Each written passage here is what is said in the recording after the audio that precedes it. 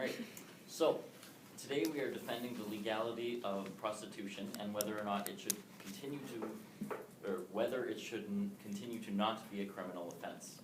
We are defending sex as a whole and think that criminalizing sex is unconstitutional and wrong. It should be treated as a job like any other, thus giving more regulation for its workers, well, or individuals, and it adds a safer environment for its workplace. And that's our opening. Okay. Prostitution laws in Canada have been developed in a way that actually support these involved with the industry. Prostitution is the practice of occupation of engaging in sexual activity for payment. We believe that there is no place for prostitution in our society, and those regulations created should become stricter for both those who use it for the services and those who work in the prostitutions. Under many circumstances, those who do work in the industry are abused and trafficked around so that they'll be avoided by the police who attempt to do screening. Unfortunately, this is utterly wrong, and we'll go more into this in our debate. Thank you.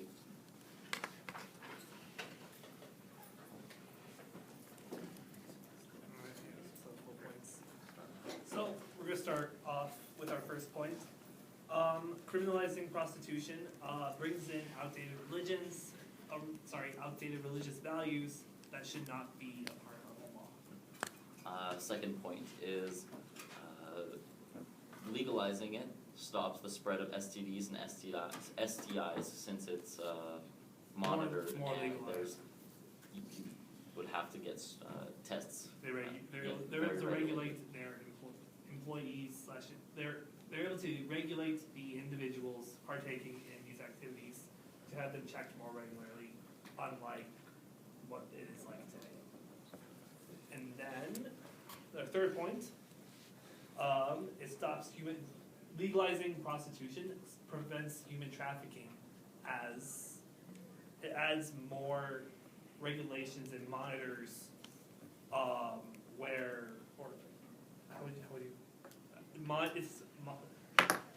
Legalizing prostitution also helps stop human trafficking as it adds more rules and is much harder to kidnap with regulation in play. And then our fourth point is legalizing prostitution could also be considered a pro-women's right issue, as it allows women to choose this line of work if they so please. Kelly J. Bell, on a Student Pulse article titled "A Feminist's Argument on How Sex Work Could Benefit Women," said this: "My argument is that prostitution should be made legal. Sex workers offer the same rights and respect as workers in any other field, and that by doing this, sex work can become something that benefits women and humanity in general." And those are our points. Okay, thanks. You want to start off? Sure. The first 2 points that I'm going to bring up regards human trafficking and health applications. So to start off with human trafficking, in the Netherlands, the Dutch have legalized this prostitution back in 99-2000 area.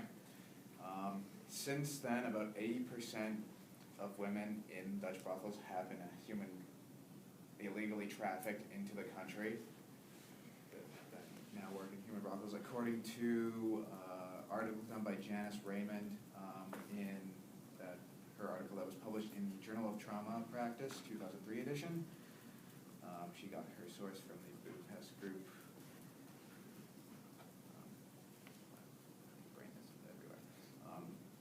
Carrying on with that, with the human trafficking incidents, there's been a lot of other crimes related to prostitution where surveys shown that 70 to 95% of people that work in prostitution experience physical assaults.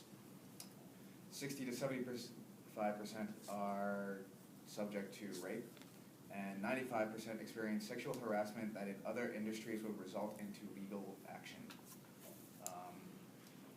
These surveys were done by the National Network to End Domestic Violence, which is tied into the U.S. Justice Department. I'll take over from here. Another argument we have is women are being forced into it because they have to earn money for their families. They already have kids. They already have broken homes. They don't have a job, so they're forced into sex work. They're forced into prostitution, and the money they earn is not properly accustomed. They'll do a couple services, they get paid. There's no screening on how much they should get paid. Some people get paid more. Some people don't get the proper pay, which is utterly abusive to people. As well with the human trafficking, is it actually makes it easier for human trafficking to be involved and harder for police to regulate that kind of illegal trafficking. It gives pimps the title of a businessman or entrepreneur, and they won't be able to regulate any of that. As for health implications, a article from Dr. Jeffrey Bowers, a health consultant on human trafficking for the Christian Medical Association, and the Center of Bioethics and Human Dignity, said that with specifically HIV/AIDS, it takes about 4 to 6 weeks in order for symptoms or even diagnosis to show up. Within that time, even if they are screened, 630 clients could become in contact with this infection and carry it, even though this prostitute has been deemed healthy or screened, even though symptoms show up 4 to 6 weeks after that inspection. I think we're good. Good. Four statements on both sides, so now we have a minute break. You guys brought up the topic of prostitution brings in outdated religions. I would like you to go further into that, because that doesn't make sense. Criminalizing prostitution brings in outdated religious values that should not be part of law. I think a lot of rules against prostitution originate in, have religious origins, and since the separation of the church and state needs to be more separated, exactly. I think people bring a bias into it, I believe. Well, this isn't a debate about separation of church or state. Either way, with that, it's even saying outdated religion can bring up a public discrepancy, can cause conflict. That's not really a relevant argument, because they're not outdated considering people still follow these religions. Are they, well, I don't think it's outdated, the fact that people still use them. I think that just for what they are outdated. For example, treating people. It's just speculation. Another point you brought up was, we do agree that there definitely is some problems in this business. It is a rough business, obviously.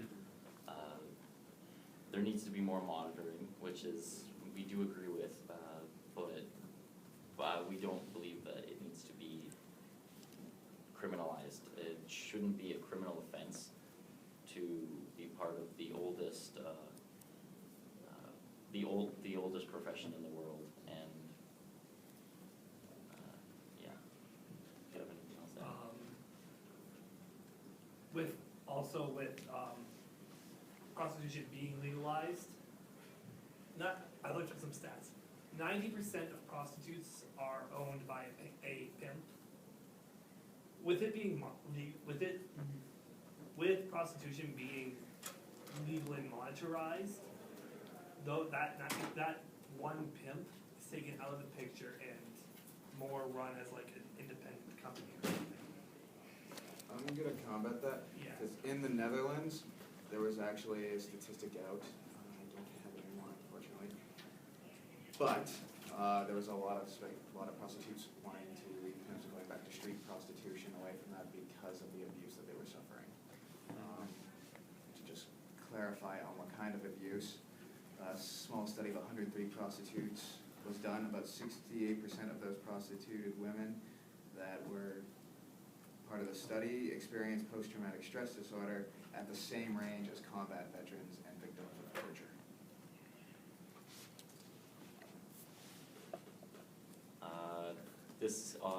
And that was where, sorry?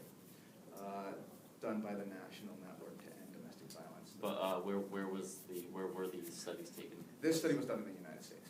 Oh, in the United Yeah. States.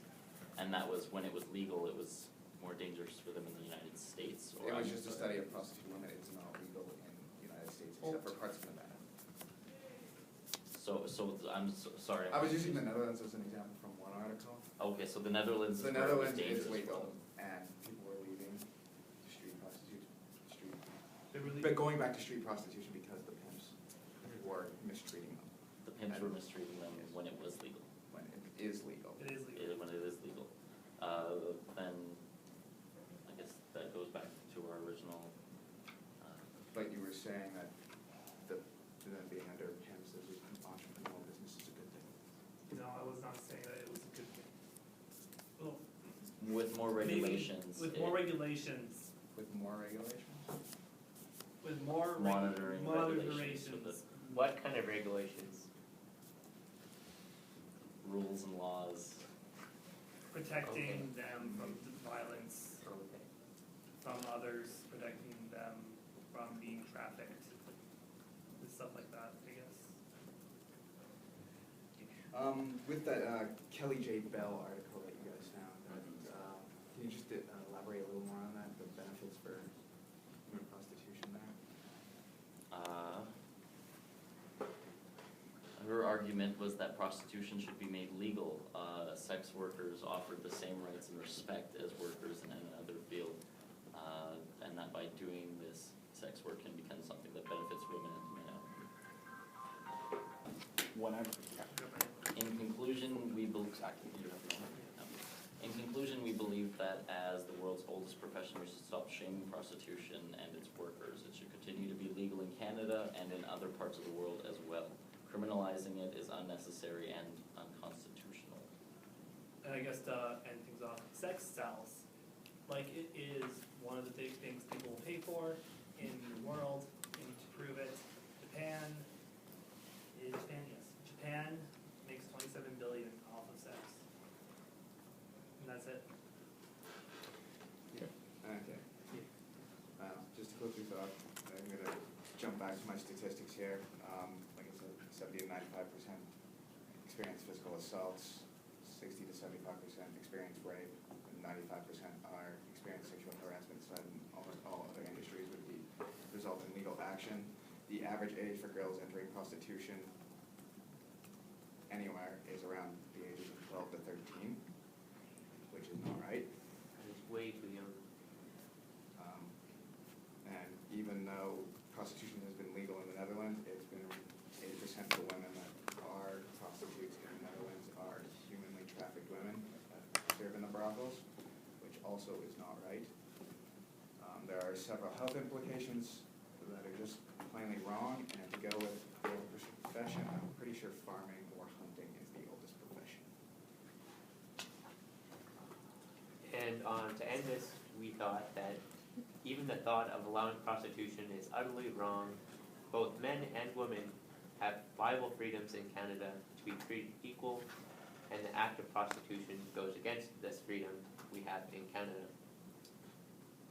All right. Excellent debate, you guys.